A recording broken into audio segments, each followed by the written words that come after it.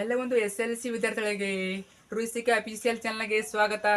ನಾನು Chetan ಸೇಕೆ. SLC annual exam 2026 ಯಾರೆಲ್ಲ ಬರ್ತಾ ಇದ್ದಾರಾ? ತುಂಬಾ ಜನ ಕೇಳ್ತಾ ಇದ್ರಿ, ಇನ್ನೇನು ಮಾರ್ಚ್ 18ರಿಂದ SLC ಆನ್ಯುವಲ್ ಎಕ್ಸಾಮ್ ಪ್ರಾರಂಭ ಆಗ್ತವೆ. ತುಂಬಾ ಜನ ಕೇಳೋ ಕ್ವಶನ್ ಇದೆ, ನಾವು ಔಟ್ ಆಫ್ ಔಟ್ ಯಾವ ರೀತಿ ಮಾಡೋದು, 80ಕ್ಕೆ 80 ಅಂಕ ಯಾವ ರೀತಿ ಗಳಿಸುವುದು, ಮತ್ತೆ ಸ್ಕೋರ್ ಯಾವ ರೀತಿ ಮಾಡೋದು. ಆದ್ದರಿಂದ ಇವತ್ತಿನ ಈ ಒಂದು ನಿಮಗೆ ಯಾವ ಕ್ವಶನ್ ಓದಿದರೆ ನೀವು ಸ್ಕೋರ್ ಮಾಡ್ತೀರಾ, ಔಟ್ ಆಫ್ ಔಟ್ ಮಾಡ್ತೀರಾ, ಮತ್ತೆ ಸ್ಕೋರ್ ಮಾಡ್ಬೇಕಂದ್ರೆ ಏನೆಲ್ಲ ಓದ್ಕೋಬೇಕು ಸಂಪೂರ್ಣವಾಗಿ ಮಾಹಿತಿ ಕೊಡ್ತೀನಿ. ವಿಡಿಯೋನ ಕೊನೆವರೆಗೆ ನೋಡಿ, ನೋಡಲೇಬೇಕು, ತುಂಬಾನೇ ಇಂಪಾರ್ಟೆಂಟ್ ವಿಡಿಯೋ. ಸೊ ಈ ರೀತಿ ಓದ್ಕೊಂಡ್ರೆ ಆರಾಮಾಗಿ ನೀವು ಔಟ್ ಆಫ್ ಔಟ್ ಮಾಡ್ತೀರಾ ಮತ್ತೆ ಸ್ಕೋರ್ ಮಾಡ್ಕೋತೀರಾ. ಸ್ಟ್ರಾಟಜಿ ಹೇಳ್ತೀನಿ, ಸೊ ಯಾವೆಲ್ಲ ಟಾಪರ್ ಸೀಕ್ರೆಟ್ಗಳನ್ನ ಹೇಳ್ತೀನಿ, ಕೊನೆವರೆಗೆ ನೋಡಿ, ತುಂಬಾನೇ ಇಂಪಾರ್ಟೆಂಟು. ಎಕ್ಸಾಮ್ ಹೋಗಿತ್ತು ಮುಂಚೆ ನೋಡ್ಕೊಂಡು ಹೋಗಿ, ನಿಮಗೆ ಹೆಲ್ಪ್ ಆಗ್ತದೆ. ಓಕೆ, ಬನ್ನಿ ಇವತ್ತಿನ ಈ ವಿಡಿಯೋನ ಶುರು ಮಾಡೋಣ. ಅದಕ್ಕೆ ಮುಂಚೆ ಯಾರೆಲ್ಲ ಫಸ್ಟ್ ಟೈಮ್ ನಮ್ಮ ಚಾನಲ್ ನೋಡ್ತಾ ಇದ್ದಾರಾ ಅಥವಾ ಚಾನಲ್ನ ಕೂಡ ಯಾರು ಸಬ್ಸ್ಕ್ರೈಬ್ ಮಾಡ್ಕೊಂಡಿಲ್ಲ, ತಪ್ಪದಿಗೆಲ್ಲ ಚಾನಲ್ನ ಸಬ್ಸ್ಕ್ರೈಬ್ ಮಾಡ್ಕೊಳ್ಳಿ. ಅಂದರೆ ಇದೇ ರೀತಿ ನಿಮಗೆ ನಿಮ್ಮೊಂದು SLC ಅನಲೈಸ್ ಮುಗಿಯವರೆಗೆ ಎಲ್ಲ ವಿಷಯಗಳ ಪಾಸಿಂಗ್ ಪ್ಯಾಕೇಜ್ಗಳು, ಸ್ಕೋರಿಂಗ್ ಪ್ಯಾಕೇಜ್ಗಳು, ಜೊತೆಗೆ ಫಿಕ್ಸ್ ಪ್ರಶ್ನೆಗಳು, ಕ್ವಶನ್ ಪೇಪರ್ಗಳು ಎಲ್ಲ ಕೂಡ ಇದೇ ಒಂದು ಚಾನಲ್ ಆಗ್ತೀವಿ. ಅವೆಲ್ಲ ಬೇಕು ಅಂತ ಅನ್ನೋರು ಈಗಲೇ ಚಾನಲ್ನ ಸಬ್ಸ್ಕ್ರೈಬ್ ಮಾಡ್ಕೊಳ್ಳಿ, ಕಡ್ಡಾಗಿ ಮಾಡ್ಕೊಳ್ಳಿ. ನೀವು ಮಾಡ್ಕೊಂಡ್ರೆ ಮಾತ್ರ ನಮ್ಮ ಎಲ್ಲ ವಿಡಿಯೋ ನಿಮಗೆ ಸಿಗ್ತವೆ. ಮಾಡಿದ್ರಾ? ಜೊತೆಗೆ ಆ ವಿಡಿಯೋನ ಲೈಕ್ ಮಾಡಿಬಿಟ್ಟು ಎಲ್ಲ ಫ್ರೆಂಡ್ಸ್ ಶೇರ್ ಮಾಡಿ. ಯಾರೆಲ್ಲ ಫ್ರೆಂಡ್ಸ್ ಅದಾರ ನಿಮಗೆ 10th ಅವ್ರಿಗೂ ಶೇರ್ ಮಾಡಿ. ಅವ್ರಿಗೆ ಗೊತ್ತಿರೋದಿಲ್ಲ ಏನು ಓದ್ಕೋಬೇಕಂತ, ಖಂಡಿತ ಅವ್ರಿಗೂ ಶೇರ್ ಮಾಡಿ, ಅವ್ರಿಗೂ ಹೆಲ್ಪ್ ಮಾಡಿ. ಓಕೆ, ಬನ್ನಿ ಇವತ್ತಿನ ಈ ಒಂದು ವಿಡಿಯೋನ ಶುರು ಮಾಡೋಣ. ಓಕೆ, ಮೊದಲೇ ಪಾಯಿಂಟು, ಈಗ ನಿಮಗೆ ಬೋರ್ಡ್ ಅವರು 4 ಮಾಲ್ ಕ್ವಶನ್ ಪೇಪರ್ ಬಿಟ್ಟಿದ್ದಾರೆ. ಪ್ರತಿಯೊಂದು ವಿಷಯದಲ್ಲಿ 4 ಮಾಲ್ ಕ್ವಶನ್ ಪೇಪರ್ ಬಿಟ್ಟಿದ್ದಾರೆ. ಆ 4 mall question paper very important ನಿಮ್ಮ ಅನಲಿಸಮ್ಗೆ. ಯಾಕಂದರೆ ಅಲ್ಲಿ ಯಾವ ರೀತಿ ಪ್ಯಾಟರ್ನ್ ಕೊಟ್ಟಿದ್ದಾರೆ, ಅದೇ ಪ್ಯಾಟರ್ನಲ್ಲಿ ನಿಮ್ಮ ಒಂದು ಅನಲಿಸಮ್ನ ಎಲ್ಲ ವಿಷಯಗಳು ಕ್ವಶನ್ ಪೇಪರ್ ಇರ್ತವೆ. ಸೊ ಪ್ಯಾಟರ್ನ್ ಎಲ್ಲ ಸೇಮು, ಅಷ್ಟೇ ಅಲ್ಲದೆ ಕ್ವಶನ್ ರಿಪೀಟ್ ಆಗ್ತವೆ. ನೀವೆಲ್ಲ ಅನ್ಕೊಂಡಿರ್ತೀರ ಇವೇನು ಮಾಲ್ ಪೇಪರ್ಸು ಯೂಸ್ ಇಲ್ಲ ಅಂತ. ಆ ರೀತಿ ಇಲ್ಲ, ತುಂಬ ಪ್ರಶ್ನೆಗಳು ಅಲ್ಲಿ ರಿಪೀಟ್ ಆಗಿ ಆಗ್ತವೆ. ಖಂಡಿತ ಪ್ರತಿ ವರ್ಷ ರಿಪೀಟ್ ಆಗ್ತವೆ, ಈ ವರ್ಷ ಕೂಡ ರಿಪೀಟ್ ಆಗಿ ಆಗ್ತವೆ. ಚೆನ್ನಾಗಿ ಓದ್ಕೊಳ್ಳಿ. ಈಗ ನಾನು ಚಾನಲ್ ನಿಮಗೆ ಎಲ್ಲ ವಿಷಯಗಳ 4 ಮಾಲ್ ಕ್ವಶನ್ ಪೇಪರ್ಸು ಉತ್ತರ ಸಹಿತ ಹಾಕಿದ್ದೀನಿ. ಜಸ್ಟ್ ಚಾನಲ್ಗೆ ಹೋಗಿ ಎಲ್ಲ ಸಿಗ್ತವೆ. ಪ್ಲೇಸ್ ಇದೆ ಒಂದು SLC mall question paper key answer ಅಂತ ಪ್ಲೇಸ್ ಮಾಡಿದ್ದೀನಿ. ಆ ಪ್ಲೇಸ್ಗೆ ಹೋದ್ರೆ ಸಾಕು ವಿಡಿಯೋ ಸಿಗ್ತವೆ, ಅಥವಾ ಲಿಂಕ್ ಕೊಟ್ಟಿರೋದನ್ನ ಕೆಳಗಡೆ ಅಲ್ಲಿ ಹೋಗ್ಬಿಟ್ಟು ನೋಡ್ಕೊಳ್ಳಿ. 4 ಮಾಲ್ ಕ್ವಶನ್ ಪೇಪರ್ಸು ನಿಮ್ಮ ಅನಲಿಸಮ್ನಲ್ಲಿ ತುಂಬಾ ಇಂಪಾರ್ಟೆಂಟು. ಸೊ ಅದನ್ನು ಓದ್ಕೋಬೇಕು ನೀವು ಸ್ಕೋರ್ ಆಗಬೇಕು ಅಂದರೆ. ಮತ್ತು ಇನ್ನೊಂದು ಪಾಯಿಂಟು, ಬೋರ್ಡ್ ನಿಮಗೆ LBA ಕ್ವಶನ್ ಬಿಟ್ಟಿದ್ದಾರೆ. LBA ಕ್ವಶನ್ ಯಾಕೆ ಬಿಟ್ಟಿದ್ದಾರೆ? ಏನು LBA ಅಂದರೆ ಲೆಸನ್ ಬೇಸ್ ಅಸೆಸ್ಮೆಂಟ್ ಅಂತ.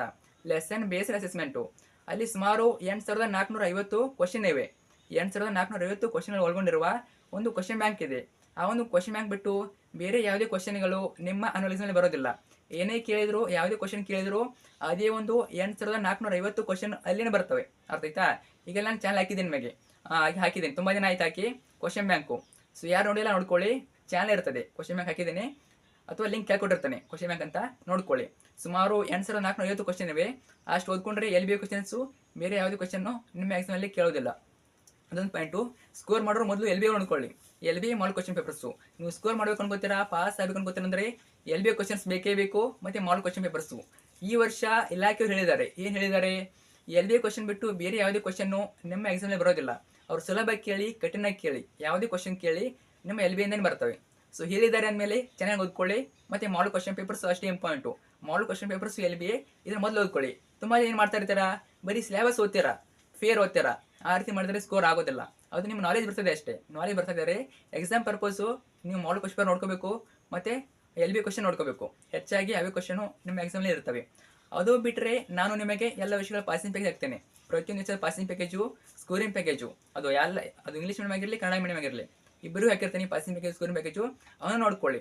ಯಾಕಂದರೆ ಆಲ್ಮೋಸ್ಟ್ ನಿಮ್ಮ LBA ಕ್ವಶನ್ಗಳು, ಮಾಲು ಕ್ವಶನ್ ಪೇಪರ್ಸು ಎಲ್ಲ ನೋಡ್ಕೊಂಡ್ಬಿಟ್ಟು ನಿಮಗೆ ನಾವು ಪಾಸಿಂಗ್ ಪ್ಯಾಕೇಜು, ಸ್ಕೋರಿಂಗ್ ಪ್ಯಾಕೇಜ್ ಕೊಟ್ಟಿರ್ತೀವಿ. ಅರ್ಥ ಆಯ್ತಾ? ಹೆಚ್ಚಾಗಿ 50+ ಅಂಕ, 70+ ಅಂಕ ಎಲ್ಲ ಕೂಡ ಹಾಕಿರ್ತವೆ, ನೋಡ್ಕೊಳ್ಳಿ. ಪ್ರತಿಯೊಂದು ಕ್ವಶನ್ ಇಂಪಾರ್ಟೆಂಟು, ತುಂಬ ಅನಾಲಿಸಿಸ್ ಮಾಡಿ ಹಾಕಿರ್ತವೆ. ಸೊ ಅವ್ನು ಓದ್ಕೊಂಡ್ರೆ ಆರಾಮಾಗಿ ಸ್ಕೋರ್ ಆಗ್ತದೆ. ಮಿಸ್ ಮಾಡಿ ಓದ್ಕೊಳ್ಳಿ, ನಾಳೆಯಿಂದ ಬರ್ತವೆ. ಈಗ ಹಾಕಿದ್ದೀನಿ ಕನ್ನಡ ವಿಷಯ, ಅದ್ರ ಜೊತೆಗೆ ಇಂಗ್ಲೀಷು, ಗಣಿತ ಎಲ್ಲ ಕೂಡ ಬರ್ತವೆ. ಎಲ್ಲವನ್ನು ಯೂಸ್ ಮಾಡ್ಕೊಳ್ಳಿ. ಮತ್ತು ನಿಮ್ಮ ಎಕ್ಸಾಮ್ಗೆ ತುಂಬ ಸಮಯ ಇಲ್ಲ, ಅದರಿಂದ ಎಲ್ಲ ಫೇರ್ ಓದೋಕೋಬೇಡಿ. ಮೊದಲು LBA ಕ್ವಶನ್ ತೊಗೊಳ್ಳಿ, ಮಾಲ್ ಕ್ವಶನ್ ಪೇಪರ್ ತೊಗೊಳ್ಳಿ. ಅಷ್ಟು ತೊಗೊಂಡು ಓದ್ತಾ ಸ್ಟಾರ್ಟ್ ಮಾಡಿ. ಅದರ ಜೊತೆಗೆ ನಾನು ನಿಮಗೆ ಎಲ್ಲ ವಿಷಯಗಳ ಪ್ರತಿಯೊಂದು ವಿಷಯದ ಟಾಪರ್ ಅನಿಸಿಟ್ಟು ಹೋದ ವರ್ಷ 100ಕ್ಕೆ 100 ಅಂಕ ಪಡೆದ, 80ಕ್ಕೆ 80 ಅಂಕ ಪಡೆದ ವಿದ್ಯಾರ್ಥಿ ಉತ್ತರ ಪತ್ರಿಕೆ answer sheet, topper answer sheet. So ಅದೇ ರೀತಿ ಬರೆದರೆ ನೀವು ಕೂಡ ಔಟ್ ಆಫ್ ಔಟ್ ಮಾಡ್ಬೋದು, ಗ್ಯಾರಂಟಿ ಔಟ್ ಆಫ್ ಔಟ್ ಮಾಡ್ಬೋದು, ಮತ್ತು ಸ್ಕೋರ್ ಮಾಡ್ಬೋದು. ಸೊ ಎಲ್ಲ ವಿಷಯ ಹಾಕಿರ್ತೇನೆ, ಕನ್ನಡ, ಇಂಗ್ಲೀಷು, ಗಣಿತ, ಸಮಾಜ ವಿಜ್ಞಾನ ಎಲ್ಲ ವಿಷಯದ ಟಾಪರ್ ಆನ್ಸರ್ ಶೀಟ್ ಹಾಕಿರ್ತಾನೆ.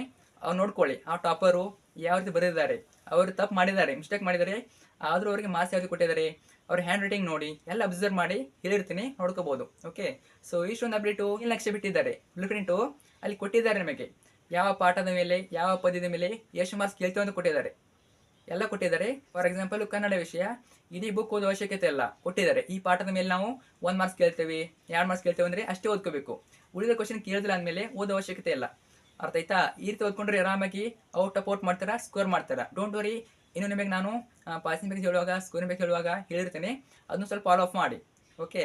ಮತ್ತು ಹ್ಯಾಂಡ್ ರೈಟಿಂಗು ಚೆನ್ನಾಗಿ ಬರೀರಿ, ಯಾಕಂದರೆ ಎಕ್ಸಾಮ್ನಲ್ಲಿ ನಿಮ್ಮ ಪ್ರೆಸೆಂಟೇಷನ್ ಮುಖ್ಯ ಆಗ್ತದೆ. ಪ್ರೆಸೆಂಟೇಷನ್ನು ಸೊ ಅಷ್ಟೊಂದು ನೀಟ್ ಅಂತ ಹೇಳಲ್ಲ, ಒಂದು ಮೀಡಿಯಮ್ ಆಗಿರಲಿ, ಸ್ವಲ್ಪ ಓದೋರಿಗೆ ಅರ್ಥ ಆಗಬೇಕಷ್ಟೇ. ಅರ್ಥ ಆಯ್ತಾ? ಇಂಪ್ರೂವ್ ಮಾಡ್ಕೊಳ್ಳಿ. ಎಲ್ಲರಿಗೂ all the best. Thank you so much.